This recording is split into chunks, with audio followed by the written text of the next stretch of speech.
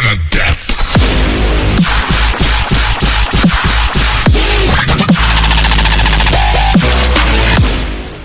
बिस्मिल्लाहिर्रहमानिर्रहीम। गुजारिश ये है कि इंडो पाक की तारीख़ बर सगीर, पार्टीशन, तकसीम, ये सारे हालात व वाक़यात सबके सामने हैं। जिनको ये सामने नहीं है उनको सामने रखना चाहिए। मैं जिस कर्ब से गुज़रता हूँ पाकिस्तान के हालात देखकर, उसके पीछे मुझे एक तो वो इलाहियाती निज़ाम नज़र आता है जो इस अतिया इलाही, इस नेमत खुदाबंदी के हसूल में जो कार फरमा रहा, जो साया फिगर रहा। दूसरे उस निज़ाम के तहत वो हस्तियाँ जिनको मुंतखब किया गया, बहुत सारी हस्तियाँ, और ख़ास तौर पे बहुत नुमायाँ जिनका ज़िक्र सईद सादत है, हज़रत इलामा डॉक्टर मोहम्मद इकबाल अलैहि रहमा और हज़रत कायदे आज़म मोहम्मद अली जिन्ना अलैहि रहमा। उनके साथ बड़ी बड़ी शख्सियात हैं, लेकिन अगर आप चश्मे तसव्वुर से देखें तो न जाने किन किन कोनों खदरों में उस एहसास से जुलसते हुए जो बर्बरियत के बायस था, और उस सरखुशी से गुजरते हुए जो अपने वतन के हसूल के लिए एक आम जो पाकिस्तानी, यानी इस वक्त 22 करोड़ की हम आबादी देख रहे हैं पाकिस्तान की, तो पार्टीशन के वक्त तो आपके इल्म में है कि 10 करोड़ की आबादी मौजूद थी। तो कोई एक फ़र्द भी ऐसा नहीं था जो उस कैफियत से ना गुजरा हो जो पाकिस्तान के हसूल के लिए। बात यह है कि आज हम बैठे हुए हैं, अल्लाह पाक का शुक्र है, बहुत सारे मसाइल हालात की बर्बरियत के बावजूद उस करम को मैं देखता हूँ जिसके पीछे बहुत सारी कुर्बानियाँ मौजूद हैं। गुज़ारिश ये है कि दो ऐसी कुव्वतों से खिता अर्ज ले लेना आसान नहीं था, एक अंग्रेज और एक हिंदू। इसके बाद मुसलसल तगोदो रही, उसकी तामीर के लिए, उसकी तरक्की के लिए दिन रात कोशिशें होती रहीं, और आज भी लिल्लाहिल हम्द कि हम वतन अजीज़ पाकिस्तान में इज़्ज़त आबरू से और पूरे इत्मीनान से, सुकून से जी रहे हैं। अपना मुल्क है, अपना वतन है। जहाँ जहाँ दहशतगर्दी के वाक़यात हैं, जहाँ बर्बरियत है, जहाँ इसके तो मनाज़िर बड़े अफसोसनाक हैं, उसकी तरफ तो मुझे जाना नहीं है। मैं ये देख रहा हूँ कि वो मुल्क जो इतनी कुर्बानियों के बाद हासिल किया गया, उसका हमें एहसास कितना है। बड़ों को चाहिए कि नई नस्ल को उस दर्द से आशना करें,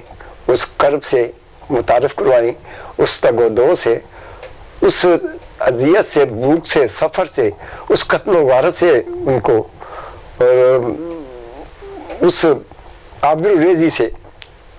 उनको आशना करें कि उन्हें इल्म हो कि हम जिस मुल्क में रह रहे हैं ये हमें ऐसे ही नहीं मिल गया, इसके लिए बहुत ज़्यादा कुर्बानियाँ दी हैं। बात यह है कि जब हम अपने घर में रहते हैं तो हमारा फ़र्ज़ अवलीन है और हमारी कैफियत भी होती है, हम जान कुर्बान करने के लिए तैयार होते हैं कि अपने हमारे घर पे कोई हमला ना हो, हमारे घर के अंदर कोई ऐसा वाक़या ना हो, और उसकी हिफाजत के लिए, उसके अफराद खाना के सारे मसाइल, उनके रोज़ी रोज़गार के लिए और उनके तालीम बच्चों के लिए, अज़ीज़ व अहबाब के लिए, यानी हम एक घर को मिसाल लें तो हम उसके लिए किस कदर हसासियत का यानी एहसास रखते हैं। तो ये मुल्क जो है जिसकी वजह से हमारे घर हैं और हमें उसका एहसास कितना है, ये लम्हा फ़िक्रिया है। जैसे जैसे वक्त गुज़रता जा रहा है मैं ये देखता जा रहा हूँ कि नई नस्ल नज़रिया पाकिस्तान से दूर होती जा रही है। وہ اسٹوڈنٹس جو یونیورسٹیز میں کالجز میں میل فیمیل بچیاں بچے ہمارے وہ اپنی جگہ پہ یا دیگر شعبوں میں جو کام کر رہے ہیں وہ اپنی جگہ پہ ہیں، لیکن مجموعی طور پہ لوگوں کے اندر کتنا اس کا احساس ہے. کون صبح اٹھ کے جب درود پاک پڑھتا ہے دعا کرتا ہے تو وہ پاکستان کے لیے دعا کرتا ہے، شہدائے پاکستان کے لیے دعا کرتا ہے. بات یہ ہے کہ بہت اہم بات ہے کہ ہمارے جو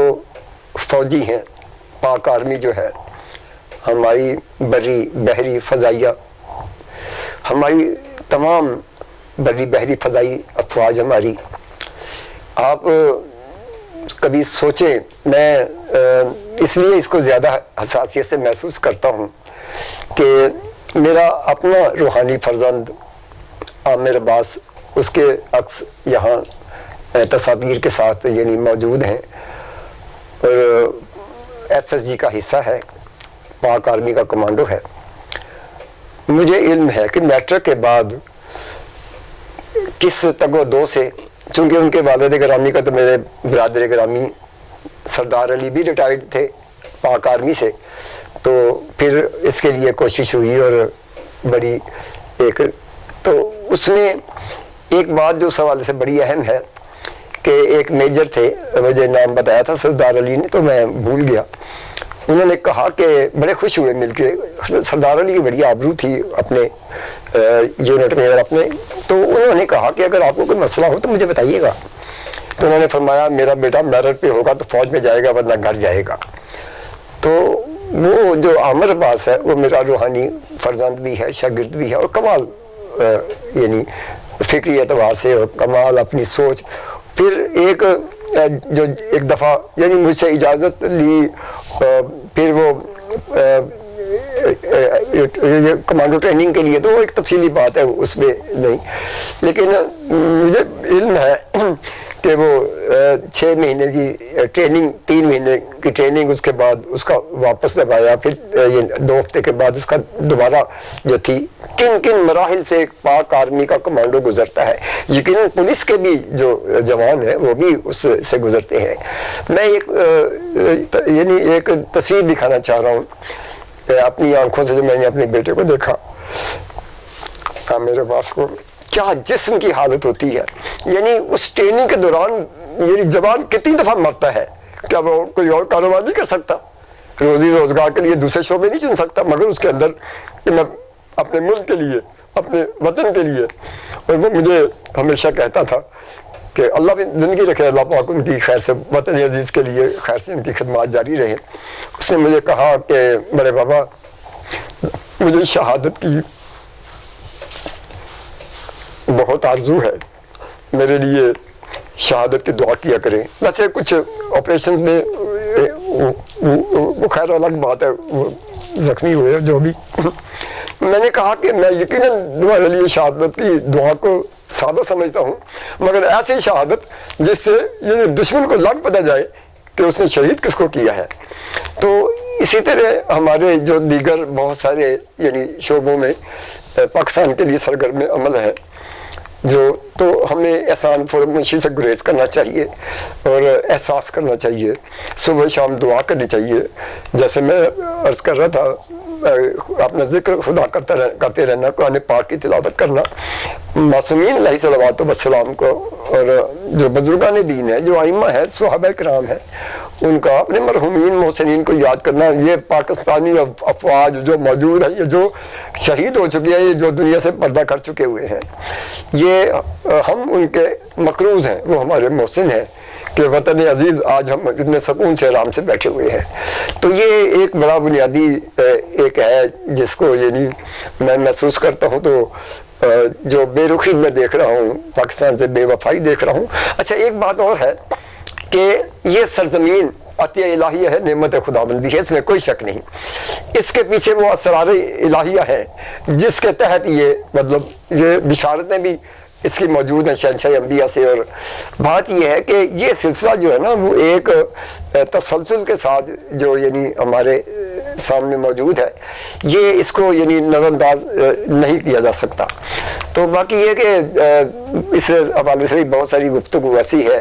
جو میں یعنی جس سے آپ سے بات ہوئی اور اس طرح ہم بیٹھے اور تھوڑی سی بات چیت، یعنی میں سمجھتا ہوں کہ چونکہ نعمت الہیہ ہے پاکستان، اور اس کے اسرار میں سے ایک بات میں آپ سے، جو کچھ چیزیں مجھے قدرتی طور پہ الہام کی صورت میں عطا ہوئی، اس میں یہ سمجھتا ہوں کہ جو شخص، یہ میرا پیغام ہے پورے پاکستان کے لیے، اور میں آج موجود ہوں اور بعد میں آنے والی نسلوں کے لیے، موجود نسلوں کے لیے بڑی محبت کے ساتھ میں کہہ رہا ہوں کہ جو بھی پاکستان کے ساتھ مخلص ہوگا، نظام الہیہ، رحمت خداوندی، نظام الہیہ اس کی سرپرستی کرے گا اور رحمت خداوندی اس پہ سایہ فگن رہے گی۔ آپ کھیل کے شعبوں میں ہیں، آپ انڈسٹری میں ہیں، آپ ججز کے ساتھ ہیں، آپ یعنی جج کے عہدے پہ بیٹھے ہیں، آپ وکلاء میں ہیں، آپ انجینئرز ہیں، آپ یعنی وہ جو لوگ، جو ہمارے جوان جو پاک آرمی کے ساتھ ہیں، وہ ان کی تو کیفیات یعنی اپنی جگہ پہ ہیں، وہ تو بہت ہائیلی اپریشیبل ہے۔ دیکھا آپ نے شہداء کے حوالے سے کہا گیا کہ ایک بیٹا، ہمارے 7 بیٹے ہوتے ہم قربان کر دیتے، ایک بیٹا ہے دوسرے بیٹے کو بھیج دیا، یہی تو باپ نے بیٹوں کو بھیج دیا۔ بات یہ ہے کہ یہ بہت ایک بنیادی بات ہے کہ اگر انہوں نے پاکستان کی حفاظت کے لیے چنا ہے تو یہ ہمیں بھی چاہیے کہ اس کے عظمت کو، اس کو ایک بات میں دوبارہ کرنا چاہ رہا ہوں کہ اس کے پیچھے بہت ایک دیکھیں، ایک یہ عالم حاضر ہے، عالم موجود ہے، ایک عالم امر ہے۔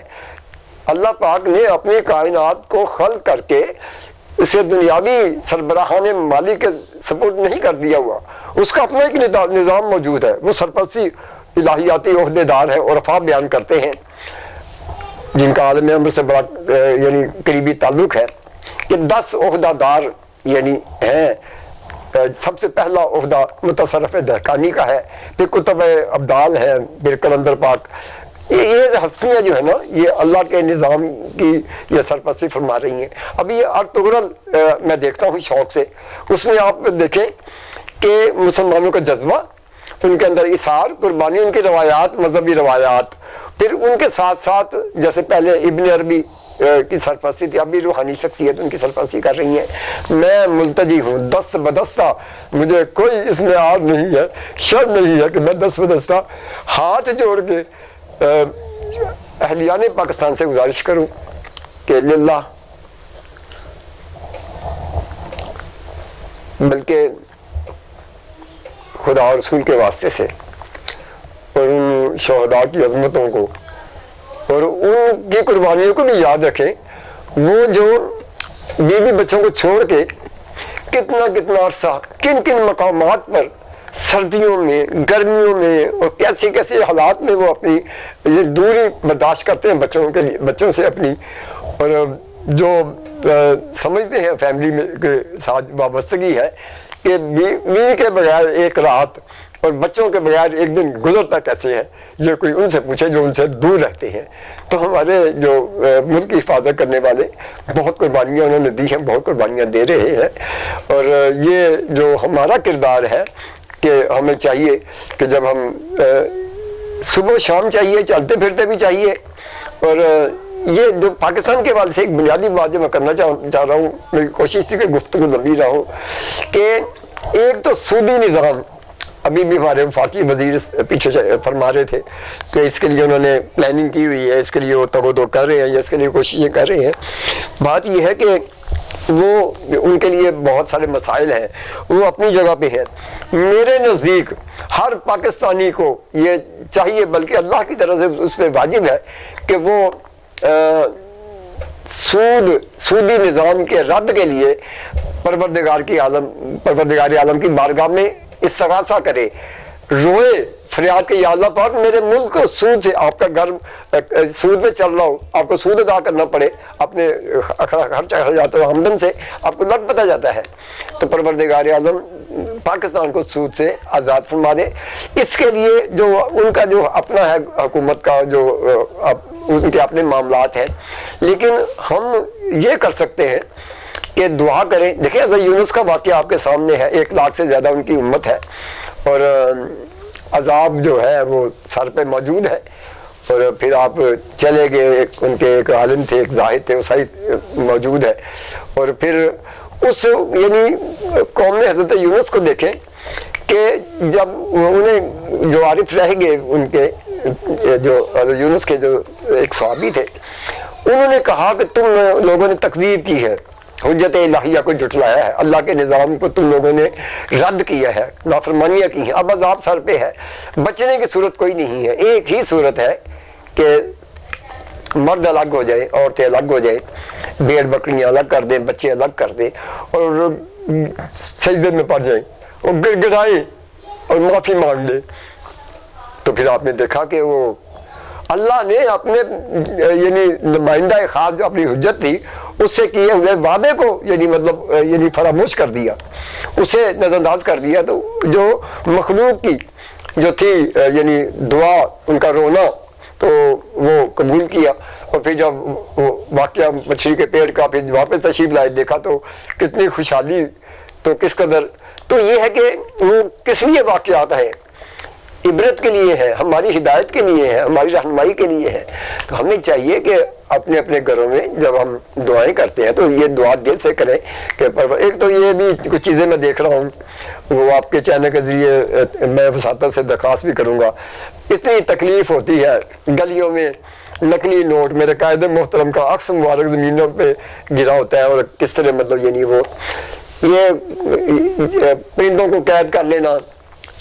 ہم پیسے دے کے چھڑا لیں، ہم بڑی نیکی کر رہے ہیں. ہم اس کے کاروبار کو یعنی اس بربریت کو فروغ دے رہے ہیں. آزاد پیدا کیا ہے، آپ انہیں قید کر کے تو لا رہے ہیں اور پھر وہ ہم چھڑوا رہے ہیں.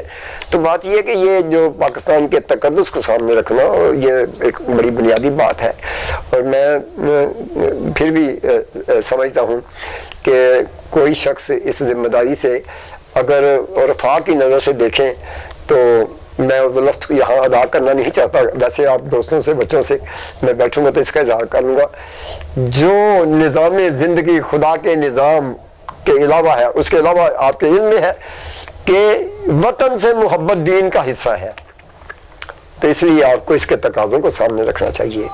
میں ممنون ہوں زحمت سماعت کے لیے، اور میری نہیں فواز عند اللہ، عند رسول، عند الائمہ تحرین و بزرگان دین قبول فرمائے. لبیک ضرور کہیں. آپ کا لبیک کہا ہوا میرے لیے نہیں ہے، وہ پاکستان کے لیے ہے،